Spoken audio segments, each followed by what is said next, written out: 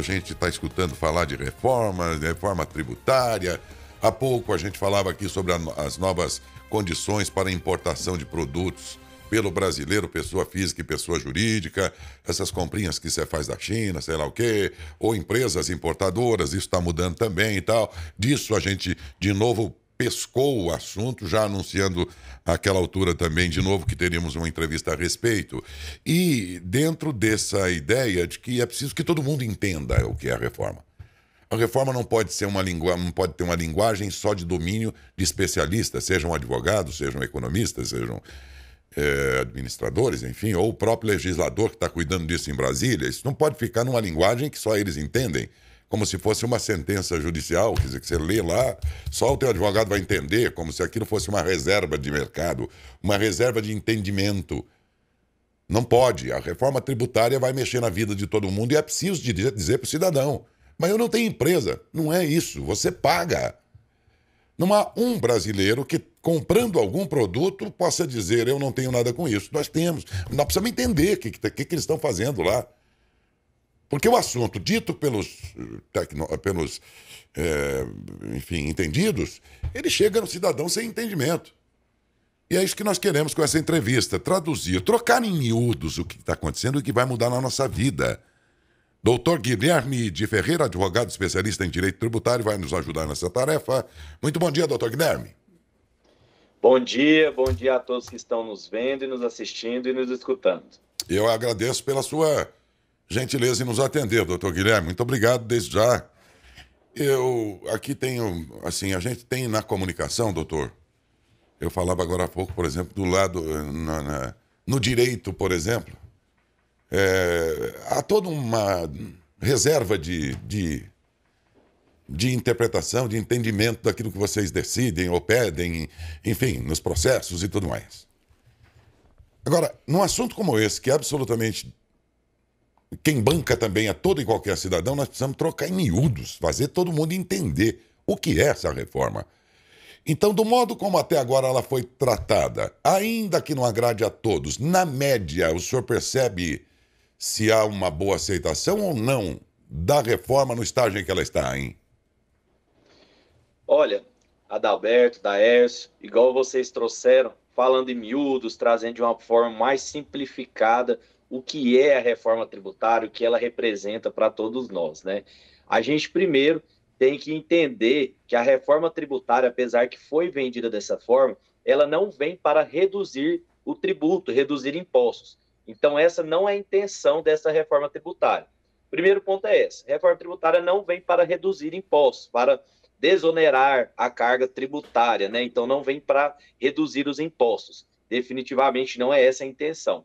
Essa reforma tributária, ela vem com a intenção de tentar simplificar os impostos, porque hoje a gente tem um sistema tributário muito complexo, né? Então, você vai tentar entender daquele produto que você comprou, daquela prestação de serviço, o que incidiu de imposto, o que você pagou de imposto.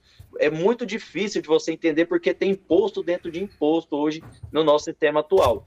E essa reforma tributária, ela vem com essa intenção de tentar mostrar de uma forma simples para a gente, para o consumidor mesmo. Eu falo para a gente porque eu também sou consumidor, então tentar trazer de forma mais simples, eu pegar um produto, eu saber o que eu paguei de imposto. Então essa é a intenção da reforma tributária. Ela não tem intenção de desonerar a folha, tanto da empresa quanto de quem está comprando, não. Como se o imposto que nós pagamos hoje fosse pouco e, portanto, deixa isso para outro. Ou seja, ao invés de fazer uma faxina geral, estamos passando uma flanelinha, doutor? Podemos falar que seria dessa forma mesmo. Inclusive, uma grande crítica nossa é de que não precisava de uma PEC para fazer o que está sendo feito hoje. Poderia, sim, ser feitas mudanças dentro das leis complementares, que é o seguinte: a PEC é algo mais complexo. Então, necessita de voto da Câmara, voto qualificado do Senado, para poder aprovar. E vai ter uma modificação dentro da nossa Constituição Federal. Então, a gente vê que não precisava disso. Poderia ser feito através das leis complementares, as leis que a gente diz leis federais. Então, a lei federal podia vir e fazer essas atualizações, esses ajustes nessas questões dos impostos no Brasil. Então, não precisaria, de fato, de uma PEC. Tem alguns pontos positivos dentro da PEC que a gente vê que é interessante? Tem. Eu trago um deles. A PEC vai vir, essa PEC, se ela for aprovada, a reforma tributária, ele então vai começar a ter uma cobrança de IPVA, seria um IPVA de lanchas e jatinhos. Então isso é Os caras não bacana. pagavam. Por... Os caras não pagavam imposto. Jatinhos particulares, lanchas, grandes lanchas, mas não pagavam IPVA.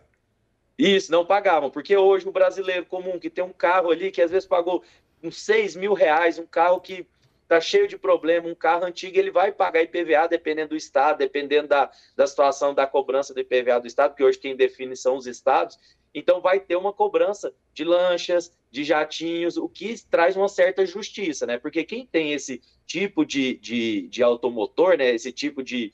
Quem tem um jatinho, uma lancha, é uma pessoa que tem condição, então e essa pessoa não está sendo tributada, assim como quem tem um veículo bem mais básico está sendo tributado. Isso é bacana da reforma que ela vai trazer. Outra questão da reforma que é bem bacana, que é em relação ao ITCMD. O ITCMD ele vai ser, então, progressivo. Quanto mais você tiver a receber de doação ou no seu inventário, mais imposto você vai pagar. Então, se você vai receber pouca doação ou pouco no valor de inventário de herança, você vai pagar menos imposto. Aqui no estado de Goiás, aqui já é cobrado dessa forma, já tem essa diferenciação. Então, quem recebe mais paga mais imposto, quem recebe menos paga menos imposto. Aqui já tem, mas agora vai ser unificado para todo o Brasil, caso essa reforma venha passar. Esses são os pontos que eu vejo como positivo. Agora, os outros pontos que eu vejo como negativo é um que é bem complexo e que traz uma grande preocupação para a gente, que são as empresas ou os prestadores de serviço em si, porque a gente vai ter uma oneração assim desgovernada desse público, né? Dessas empresas ou de quem presta serviço. Fala assim, de todo mundo que presta serviço, porque hoje a gente tem uma alíquota de mais ou menos 5%, de 3 a 5% de quem presta serviço. Então, eu prestei serviço, eu vou ter que pagar de 3 a 5% de imposto, certo? Agora, caso venha aprovar a reforma tributária, eu vou ser onerado assim como quem produz. Então, tem uma expectativa de cobrar 25% a 28% dessa alíquota. Então, vai subir de 5% a 28%. E a gente sabe que os prestadores de serviço terão que passar isso para os consumidores finais. Então, vai ficar mais caro para a população as prestações de serviço. Dos serviços prestados pelo governo, então, ele é um prestador de serviço, ele paga imposto? Paga imposto. Tudo tem incidência de imposto. Não, o governo mesmo paga impostos dos serviços que presta? Sim, tem incidência também. Existem algumas legislações que vêm trazendo alguma isenção, mas se você prestou serviço, a gente chama no direito tributário de fato gerador. Então, fato gerador é você prestar serviço. Prestei serviço, tem incidência de imposto. Aí vai ter que ver se tem alguma isenção, se tem algum incentivo para eu não pagar ou para eu pagar menos aquele imposto. Mas até mesmo naquilo que o senhor viu como positivo, como essa questão que o senhor elencou aí de cobrar IPVA de lanchas e navios, que é justo, por sinal, veja que assim, mesmo a atenção do projeto foi em arrecadar mais, quer dizer, essa é a preocupação deles, né? Ainda que isso seja justo, né, doutor? Sim, assim, igual eu falei, ela não tem intenção de desonerar. A intenção mesmo é uma tentativa de simplificação e tentar atingir pontos onde não atingiam. Então, onde o governo não conseguia taxar, agora ele vai atrás de taxar. Isso é um exemplo das lanchas, jatinhos, que serão, então, taxados, que não eram taxados antes, e a gente tem a questão da prestação de serviço, que eles dizem que era pouco taxado, e agora ela vai ser muito taxada. Quem provavelmente pode ser que tenha um certo benefício na reforma tributária serão as empresas que produzem produtos. Então, a empresa que produz produto, ela poderá vir a ter uma redução. A gente ainda não sabe, na prática, como que vai ser, porque a maioria das situações que estão ali na PEC, elas necessitarão de lei complementar. Então, só depois que a PEC aprovar, vão ter que vir legislações para a gente saber como que vai funcionar. Um grande exemplo é o cashback. O governo está vendendo que a reforma tributária vai ter um cashback para pessoas de baixa renda. Então, você foi lá e fez a compra de uma cesta básica, por exemplo, foi no supermercado e comprou produto cesta básica. E se você tiver cadastrado no Cade Único e algumas outras situações, você terá uma possibilidade de um cashback. Ou seja, quando você for fazer uma nova compra, você poderá ter descontos. A gente ainda não sabe como vai ser, existem só especulações, que vai ser definido depois por legislação. É uma iniciativa bacana? É, porque pode vir a ter um desconto para quem tem menor renda. Contudo, teve uma mudança na PEC, né, no texto da PEC, porque antes, no texto da PEC, produtos que eram da cesta básica, elas teriam que pagar impostos, porque hoje, na tributação atual, tem incentivo e tem isenções. Aí, com o texto da PEC, teria que pagar. Então, o cashback ia ser bacana, porque ia ser um valor elevado para pessoas de baixa renda para terem esse valor devolvido. Acontece que teve uma mudança no texto para ser aprovado na Câmara, onde voltaram a ter as isenções nos produtos da cesta básica. E com essas isenções nos produtos da cesta básica, a possibilidade de cashback será menor. Bom, então já percebemos, né, ouvintes, internautas, telespectadores, já percebemos que há duas frentes fundamentais dentro daquilo que deveria ser uma reforma, isto é, situações que facilitem a vida da gente enquanto pagadores de impostos e, de outro lado, uma redução do imposto que nós pagamos, que é uma das coisas absurdas desse mundo. E pelo que a gente nota no Trocando em Miúdos do doutor, o projeto está muito preocupado em, até tudo bem, tentar criar facilitadores para a gente pagar os impostos, mas no quesito redução, não espere nada. Então, né, não podemos esperar muita coisa, ou quase nada, ou nada. Esse é um resumo, né? É isso mesmo, viu? Infelizmente, a gente não vem numa perspectiva aí de redução. Eu dou um exemplo, o governo trouxe a questão do IVA dual, né? Então, pegariam 5 impostos, pegaram o ICMS, ISS, o PIS, COFINS e o IPI, que seriam 3 impostos federais, um estadual e municipal, e unificaria na questão do IVA dual, para vocês poderem entender, eu poder explicar para vocês, que aí seria o CBS e o IBS. Mas aí o governo foi e inventou o imposto seletivo. Esse imposto seletivo é quase igual ao IPI. Então, em vez de virar um IVA dual com apenas dois impostos, né, assim vamos dizer, a gente veio com mais um terceiro. Então, 5 que eram para virar 1, viraram 2 e agora viraram 3. Então, assim, era para ter uma simplificação, mas a gente está com um certo receio de não ser simplificado. Dá para entender. E o judiciário, nesse contexto, ele só aprecia, só contempla, ele não tem como, de alguma maneira, salvaguardar interesses da sociedade, ao ver que, pelo projeto originário do governo, a preocupação não há preocupação em reduzir impostos. Dentro do Congresso, os deputados e senadores também não podem dizer que não tem o que fazer, porque eles esses projetos também podem sofrer emendas e tal, e se isso não está mudando é porque também o Congresso está falando quase um amém aí em troca de emendas e tal.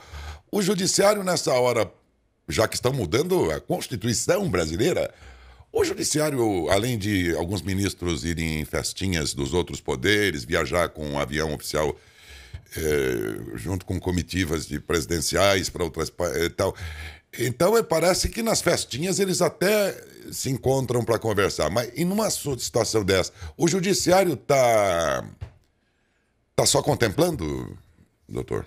Olha, em regra, o judiciário ele só pode atuar em alguma situação igual a essa através de provocação. Então, o que eu diria através de provocação? Através de provocação formal mesmo, processual. Então, caso alguém identifique que tem alguma ilegalidade na forma que está correndo essa votação, aí sim você provoca o judiciário através de uma ação, de alguma certa ação, para que o judiciário se manifeste e tente alguma ação para não acontecer aquilo. Mas o notório conhecimento não serve como elemento de ação do judiciário, porque o judiciário funciona assim ao ser acionado, mas o notório saber, o notório conhecimento de um fato permite a um juiz, ou enfim, Ministério Público e tudo mais, a tomar providências também, não é, doutor? Sim, mas assim, nesse caso, não tem como eles se anteverem e preverem, tentar algo antes, porque ali quem está votando são pessoas que foram votadas, né? Então, a população brasileira votou nos deputados, nos senadores, e eles, então, eles legislam. Então, eles ali vão decidir as as suas regras, suas legislações, e aí depois que essa legislação vier a ser implementada, aí que começa essa questão do judiciário. Porque aí implementou, vamos dizer que a PEC da reforma tributária, ela passou, ela foi aprovada no Senado da forma que está. Aí sim que começam as provocações ali no judiciário para falar, olha, essa PEC, esse texto da PEC, ela não pode acontecer dessa forma. Ela está infringindo o artigo 5º da Constituição Federal. Então, como que a gente tem um novo artigo na Constituição que ela está indo em desencontro? Aí eu posso trazer outras questões. Quando vier as problemáticas mesmo, vão vir quando vierem as leis complementares. Então, vamos dizer que passou a reforma tributária e ela foi aprovada. E aí eles têm que criar, que eu igual eu disse, as leis complementares para instituir as questões que eles estão trazendo dentro dessa reforma.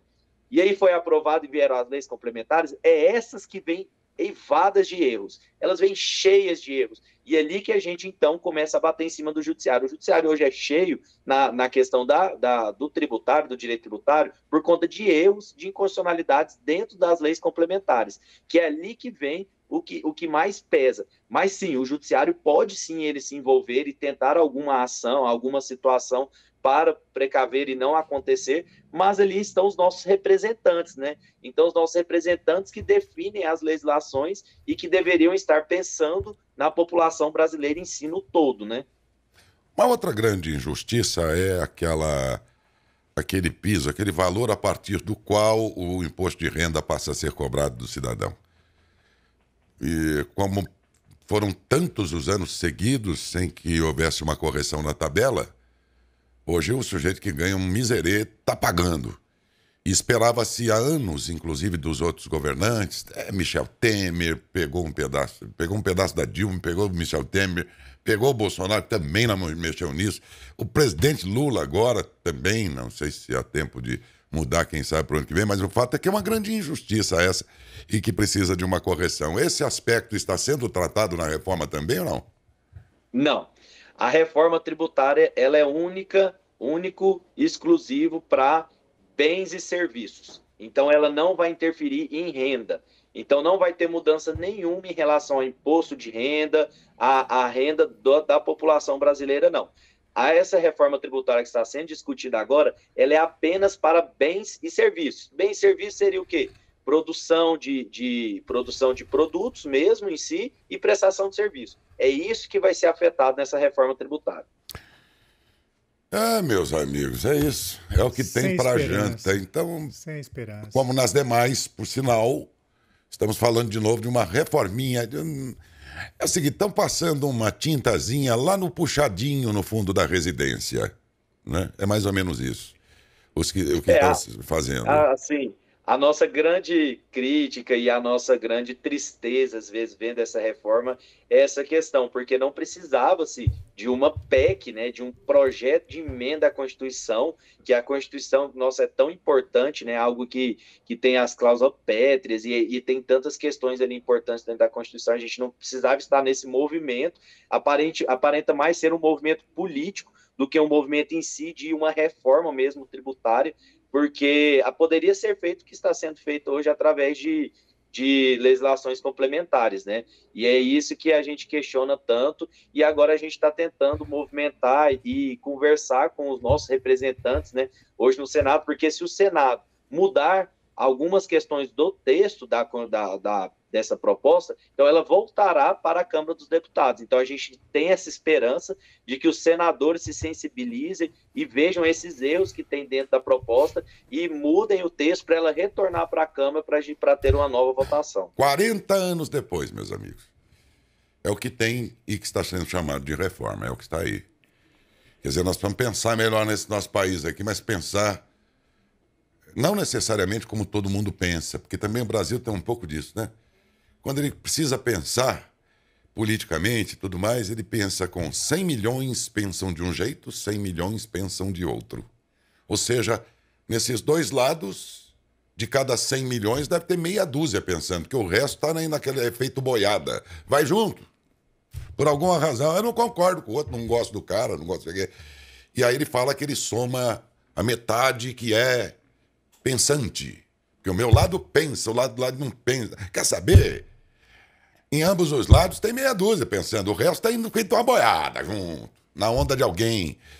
Nós estamos sempre feitos de otários, porque a reforma tributária está sempre nos discursos, né, doutor? Lá nos planos de governo. E aí, na hora de pôr na prática, é essa miséria aí, desculpe,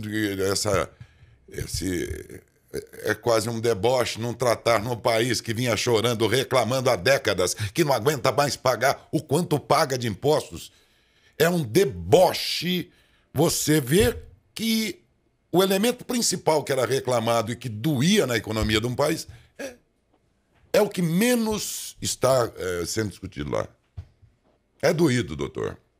Porque, além do fato em si, tira a perspectiva de que algo poderia melhorar, que eu acho que é o grande elemento desanimador, né?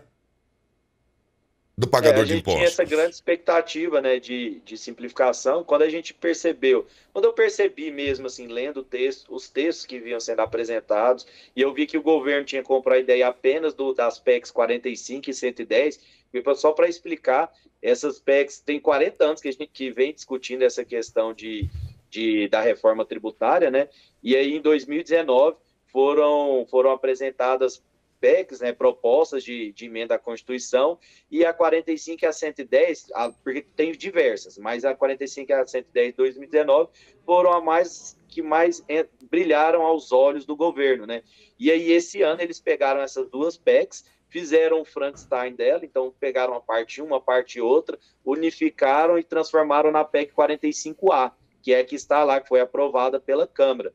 E ela vem nessa... Aí a gente lendo, eu li o texto e vi que o texto não trazia desoneração da folha. O que é a desoneração da folha? Que não teria uma redução na carga de impostos, que ela era apenas uma redistribuição.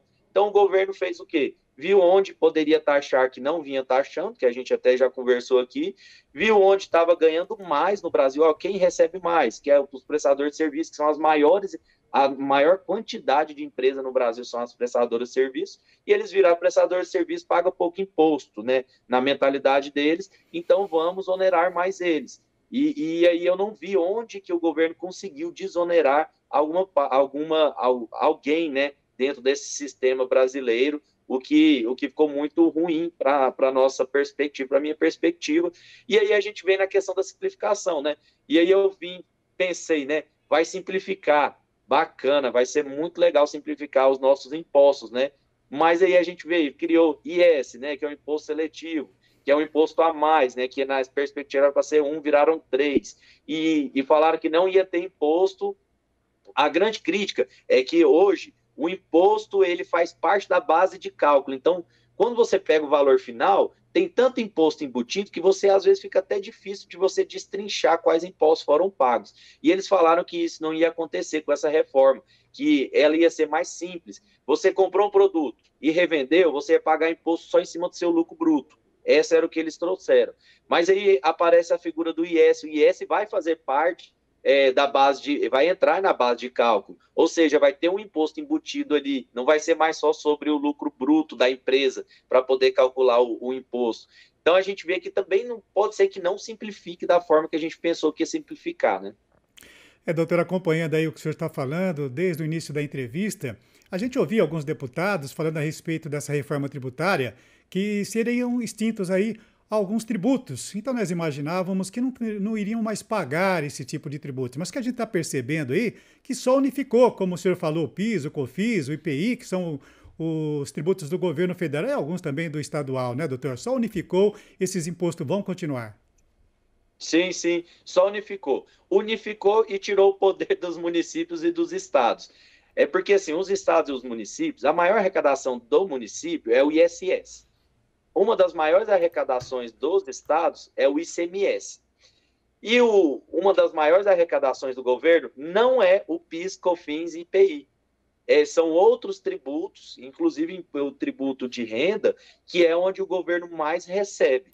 Então, o governo trouxe três tributos, mas que não são o grande bolo do recebimento deles, e pegou o grande bolo do recebimento dos municípios e dos estados. E falou, passe para cá, agora vai ser tudo coordenado pelo governo, então o governo federal vai ter o domínio de tudo isso, vai criar-se então um conselho federativo, onde o Conselho Federativo vai decidir para onde vão os investimentos, para onde vão os investimentos dos tributos recebidos, isso em detrimento de todos os estados e municípios do país. Então, a gente tem um país aí a nível continental, que vai ser tudo concentrado no governo federal, e que o governo federal vai decidir, então, para onde que vai esses incentivos, para onde que vai algum incentivo de infraestrutura, para onde que vão os recursos, vão ser divididos dessa forma.